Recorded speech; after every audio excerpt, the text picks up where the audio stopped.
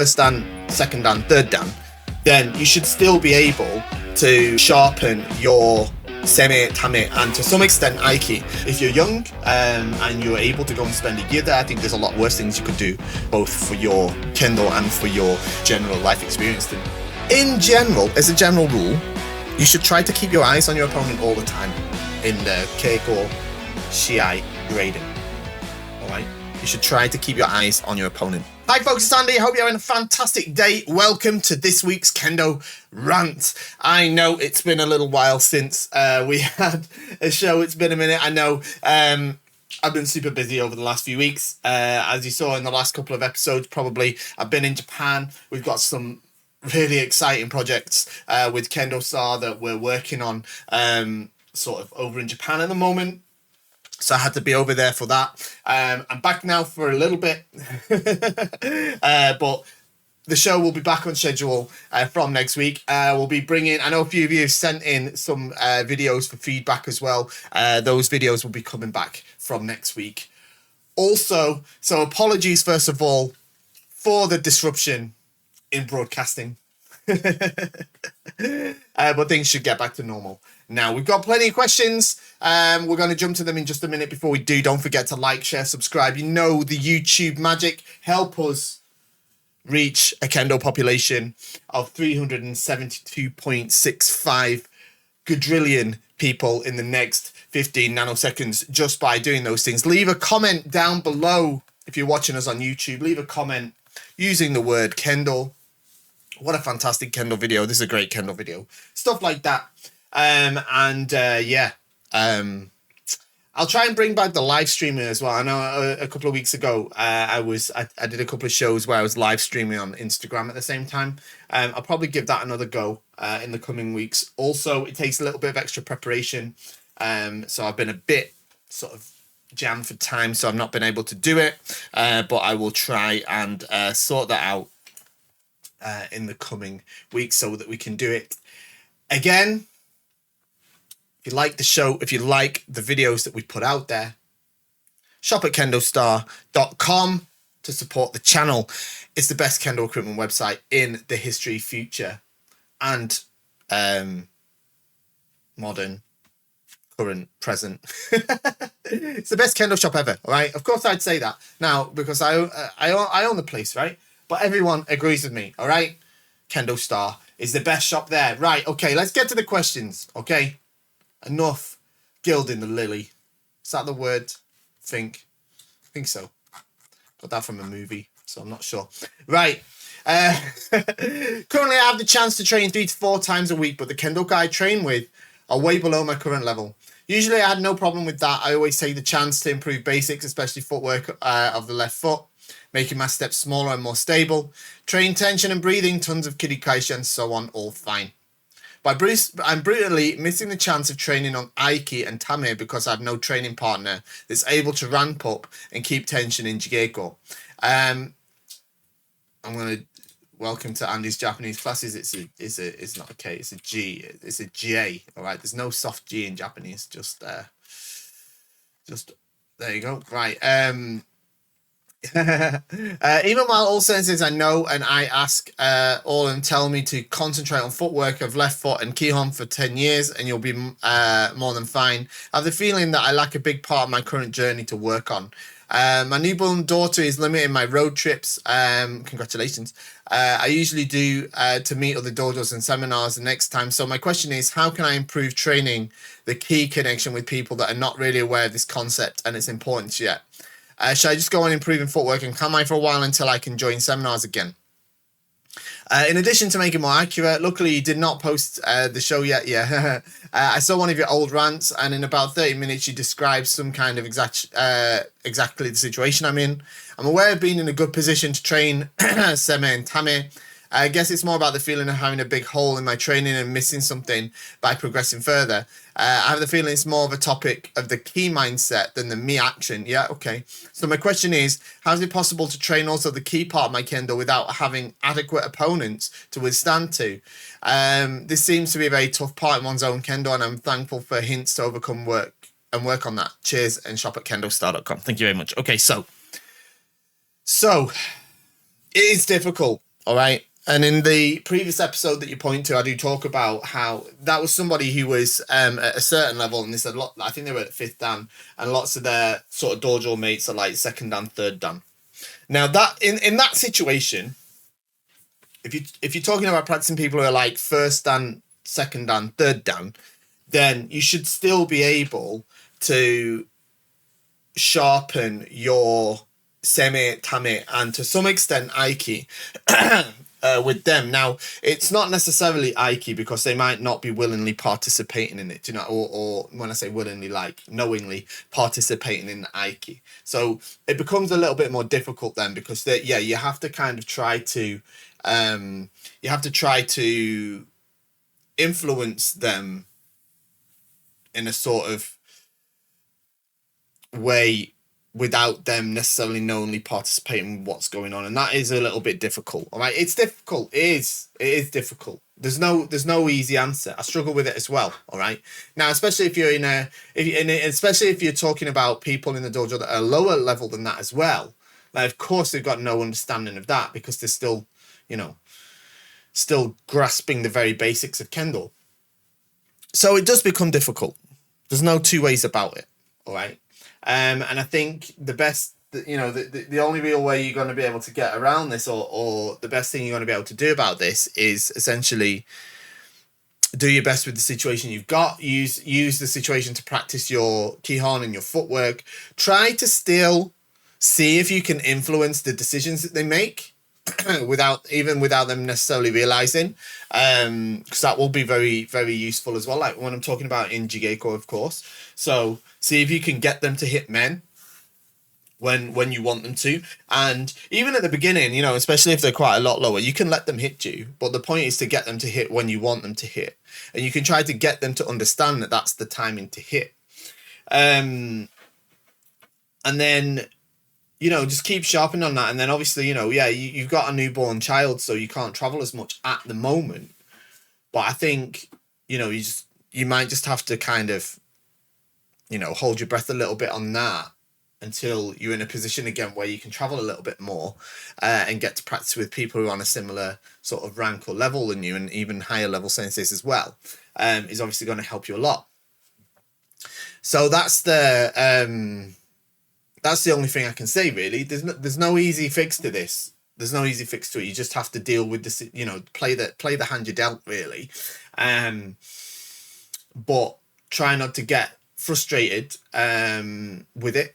And try to, as I say, when you're doing keiko with the lower rank people, see if you can influence the decisions that they make. And then you'll be able to use that to select the waza that you use. All right, so you should be able to become in a situation where you're able to control the situation more, and that in itself is kind of what we're aiming towards. Okay, it's not easy. Next one, dear sensei, I've seen you do keiko for 1 hour plus non-stop with various kakari days. What's your tip on extending endured keiko performance? Oh dear. Right. So what you're talking about is like when, like you go to an event or something, like whatever, and you have to stand as a motodachi and loads of people come, and you have to do keiko with like people for an hour or more. It's super tough. And I wish I had more endurance for it, to be honest. But I've seen senseis who are in like their 70s stand there for an hour, like non-stop, taking on really young, solid Japanese players, and that's super inspiring. There's a couple of things. One is you have to try to. It's very difficult. It's very difficult. All right. Because you have to try to balance the sort of level of how much you exert yourself in each keiko, in order to get the most out of it for yourself, for the person as well. Now, luckily, one of the things that happens, especially as you sort of start to climb up the ranks a little bit, is you stand as the motodachi, but the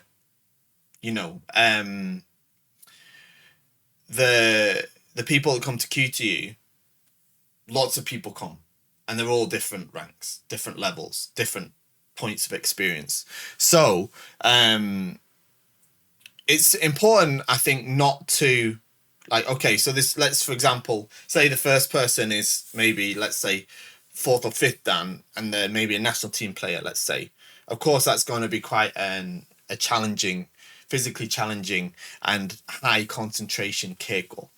But it doesn't mean that if the next person is, let's say, second queue, that you kind of just tune out either. All right. You still have to do your best to give them the best, most beneficial experience. So still you need to concentrate, but it doesn't need to be as physically exerting, all right? Because you're not going to just wail down on them, all right? You're going to be looking to get them to hit you. You're going to allow them to hit you sometimes. You're going to use more ojiwaza, kaishiwaza. And I think that's also part of it as well, is getting better at doing ojiwaza and stuff rather than loads of shikakewaza.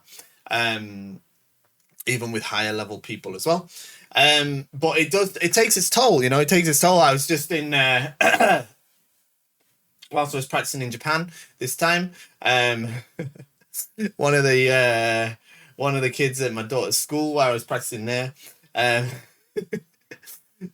was funny when she said to me, she said, "Oh, Andy Sensei is best to go against Andy Sensei later in the keiko when he's more tired." She could notice the obvious difference from being the first person to practice with me and being the last person to practice with me. She's like, "Oh, it's totally different." I was like, so I'm not sure how to take that, but okay. So there is that as well. All right, so it is physically tiring, So yeah, and other than that, it's practice. It's just practice. Okay. Hello, Fish Sense. I had a question. I'm not sure if it fits here. Have you ever heard of IBU, International Budo University? I was thinking about going there next year for a year for schooling, but mainly practice kendo almost every day and meet new people while living in Japan. Do you have any experience or know anything about it? What's your take on it? Also, does KendoStar have a Japan branch? Was going to plan on buying a Borga set and everything out there when I arrive instead of taking my set from home. Thanks again for all you do for the Kendo community. Okay, so yes, of course, I've heard of the International Budo University, the Kokusai Budo Daigaku. I've been there. Not very much. I'm not particularly connected with the place, but I've been there. It's on the opposite side of Japan where all my connections are, so it's not somewhere that I go often. I have met and practiced with the senseis there. They are excellent. I have to stress that they're very, very good. The level of kendo in the kendobu there is very high as well. So yeah, they are good. The students there are very strong. I know quite a few people who've been there in the past. Like I've been very involved in high school kendo over the years, and lots of kids at the sort of strong schools that I practice at have gone on to go there. So I know that the quality of kendo there is pretty decent as well.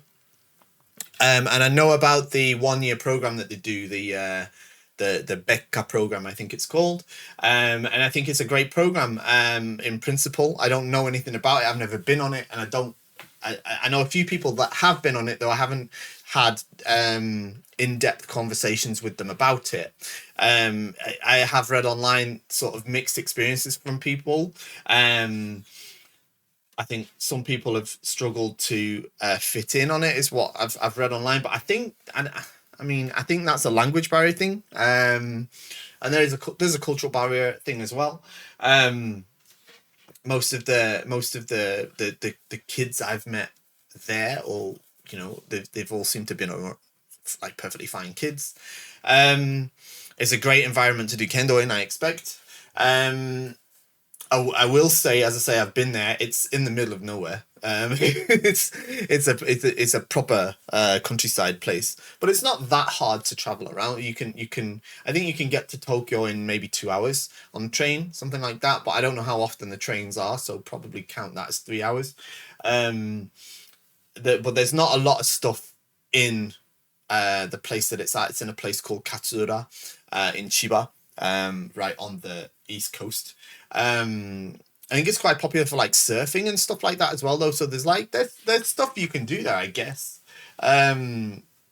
If if you're young and you're able to go and spend a year there, I think there's a lot worse things you could do, both for your Kendo and for your general life experience than going and spending a year there. It seems like a good idea. I expect as a parent of somebody that's moved overseas and spent the last year on their own training in Japan, and this is my daughter, of course, is half Japanese and speaks Japanese, so she's been able to integrate quite well, but even so, there have been some difficult times for her where it's been, obviously she's been homesick, she's felt the strain of the amount of keiko that she's had to do, as well as the differences in, because my eldest daughter, for example, she spent the first sort of 9-10 years of her life in Japan, then came and spent another 7 years back here, 6-7 years back here, which are very formative years, and then she's gone back there. So there are still cultural differences, of course, that she's had to adapt to. So there are all these things. It's not all just, oh, let's have fun, do keiko. There's going to be some, if you go on that sort of thing, there's going to be some hard times. But I expect, it's the sort of thing that when I was younger, I sometimes, I wouldn't go as far as say I wish I'd done it, but like it would have been great if I'd done something like that. So I don't regret the path that I trod, but something like that would have been a great experience, I'm sure. So yeah, sounds great. In terms of a Japan branch, as I say, I've been in Japan for the last few weeks. It's one of the things that's on the cards. Actually, we don't have it right now, but we do. It is potentially coming in the future. We do have the ability, though, to provide you with Bogu inside of Japan. So once you get there, if you hit us up, we can sort you out still, all right? So don't worry too much about that. Okay, right, next one. Hello again, and thank you for all you do. This comment is here as a quick repeat as I can't find my last comment. No problem. During gradings, I've noticed that some gradees, so candidates, yeah, after striking datotsu, that's hitting, especially men, they kind of go through and turn around almost immediately and hop back with their shinai up in the air.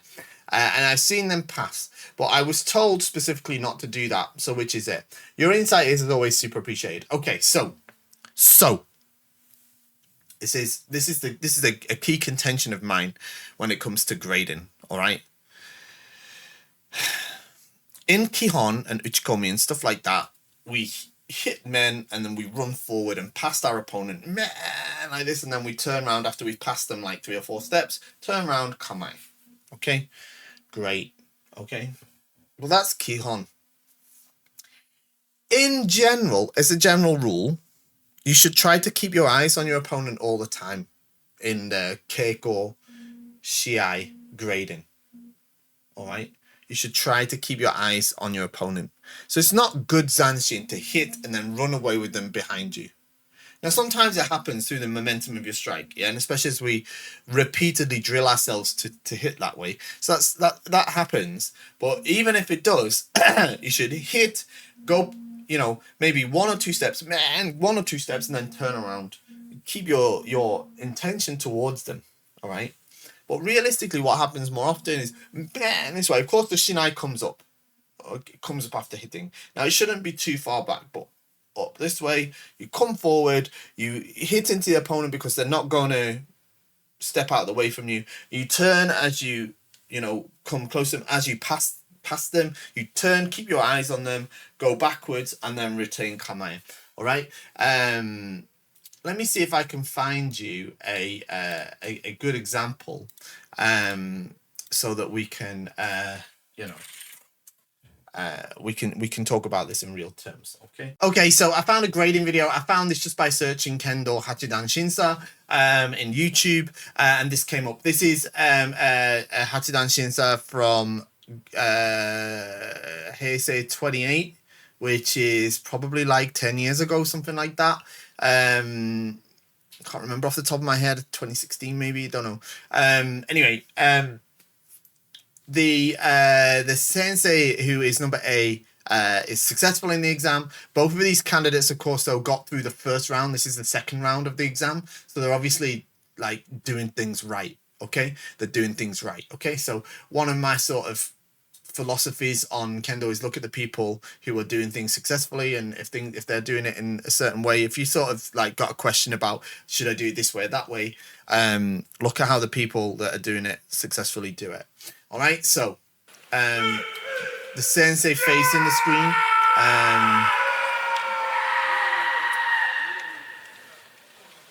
is A, I think.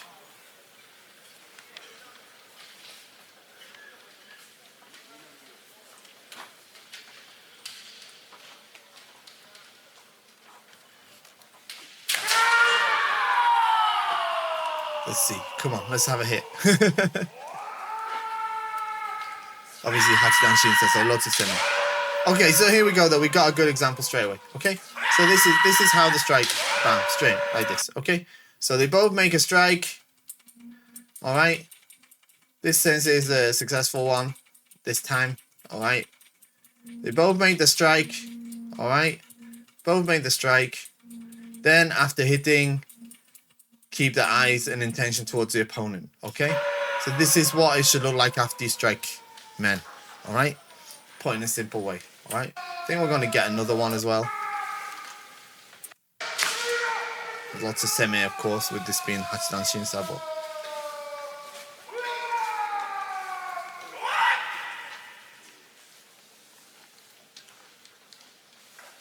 Feel like it's coming soon. And same idea. Same idea. Okay. Alright, so you keep your eyes and intention towards the other side. Okay, you keep your eyes and intention towards the other side. Alright? Rather than hitting and running off to the distance with them behind you. Alright? I know that's contrary to some conventional wisdom. Alright? I understand. I know that. Alright? But look, we've just seen the evidence. All right, it makes sense, right? It makes logical sense. Okay, so I hope that answers the question. Okay, all right, last question. Okay, we're nearly there. Okay, so this one says, hello Fish Sensei and fellow ranters. In last week's video, you mentioned holding the center. Some senseis hold the center and you kind of self-ski. Yeah, okay, so they kind of hold kama and you end up on the end of the shina. They're not actively doing waza, but rather showing you didn't use seme, did not create an opening, or you missed the timing of the opening they made. Yep, that's about right. My question is, when is it okay for me to do the same? I'm preparing for my 5th dan. I often practice with primary school to high school students as well as adult sensei. But the children, I never feel confident to do it and generally move the shinai out of the way while I see other sensei hold it, especially at the high school students practice. I'm generally partial to doing a counter technique or just allowing the strike. Also, is it okay to do it versus someone in Mawari Geiko or just better to attempt your own waza in the same time? Thank you also, always, and shop at KendoStar. Okay, these are great questions. So, when is it okay for you to just hold the kamae? All right? Don't do it against primary school kids. All right? Don't do it against primary. I probably wouldn't do it against junior high school kids either. Against high school kids, I think it's okay for you to do that. All right? Your 4th dan going on 5th dan. All right? Your 4th dan going on 5th dan. If it's not time for them to hit, they haven't broken your kamae, you can just hold your kamae. All right? Don't push. Once they end up there, don't push. Just hold it. You can relax a bit as well. All right? They'll know. All right? When doing with other adults, it's going to depend. All right? It's going to depend. If they're senior to you, like you're like 4th dan, 5th dan, right? So if they're like, I'd say 7th dan and above, I wouldn't do that. All right? I probably wouldn't do that. Okay? Just in case. All right? But if they're sort of 4th dan, 5th dan, 6th dan, I think it's okay. I don't think it's a good idea for you, like you say when you're doing Mawari Geiko. I don't think it's a good idea for you to kind of... It's obviously better to do a Kaishi waza, all right? It's definitely better to do some kind of Orju waza or technique. But what you don't want to do, especially as you're now working towards 5th dan higher grades, right, is you don't want to, like... How can I say? Like, match their timing in order to do the kaishiwaza. If you're going to do the kaishiwaza or ojiwaza, it has to be your initiation. All right. So if you didn't initiate and they come flying at you, it's okay to hold the center rather than try to just beat them on speed. Because if you're getting, that isn't what you've got to do at the grading, and you don't want that to be your sort of habit necessarily. In Shiai, it's good, of course. But if we're talking about getting through your grading, you have to figure out, make sure in a way, really, and figure out how to get them to hit so you can do the ojiwaza. All right. Even if you're faster than them, and your ojiwaza can beat their technique even if they hit in their timing, that's not really what's going to get you through the grading when you're going for your 5th dan, 6th dan, and stuff like that. All right? So you want to really focus on keeping your good kamae, strong kamae. Don't lift your hands when you're afraid, and instead try to get them to hit you. And when they hit you, either do the debana, kaishi, or the ojiwaza, and if they don't try to hit you, try to take the initiative and make a shikakewaza. If you feel like they're going to block their men, you can hit their kote. If you feel they're going to block the kote, or you make it look like you're going to attack the men or the kote and get them to think that, then they're more likely to block in that way, right? And then that's how you can make the successful shikakewaza as well. Okay, and that's it. A pretty simple answer, really, but I think that's the key to that sort of situation that you're in. Don't do it on the kids, all right? Don't do it on the little kids, all right? High school kids, you can do it on, all right? High school kids, you can do it on, but don't do it on the little ones, all right? And there we go. We're at the end of the show. Thank you very much for joining me. Sorry for the long gap in broadcasting, uploading, I should say. We'll be back as normal from next week. Shop at KendoStar. See you next time. Bye-bye. If you're talking about practicing people who are